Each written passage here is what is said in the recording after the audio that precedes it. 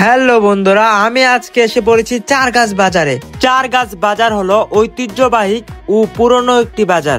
কসবা থানার মাঝে এটি হলো হাঁস মুরগির সবচেয়ে বড় বাজার। এই বাজারে প্রথম ঢুকার পরে আমি অনেক ধরনের চারা দেখতে পেলাম, ফুল গাছের চারা ও ফল গাছের চারা। আপনারা তো দেখতেই পাচ্ছেন, চারাগুলো কিন্তু খুব সুন্দর লাগছে। এই বাজারটা হয়ে থাকে সোমবার ও শুক্রবারে। তো আশেপাশের দূর দূরান্ত থেকে মানুষ এই বাজারে এসে ভিড় করে, তারা এখান থেকে হাঁস মুরগি কিনে নিয়ে যায়। এই বাজারটি খুব বড় এবং দূর দূরান্ত থেকে মানুষ এই বাজারে এসে ভিড় করে থাকে। আপনারা তো দেখতেই পাচ্ছেন এই হাঁস মুরগির বাজারটা কত বড়। তারপর আমি সাদা রঙের দুইটা হাঁস দেখলাম এবং হাঁসগুলো দেখতে খুব সুন্দর ছিল। আমি সাদা রঙের একটা বিড়াল দেখতে পাই, তারপর আঙ্গুল দিয়ে এটাকে সাথে মজা শুরু করলাম।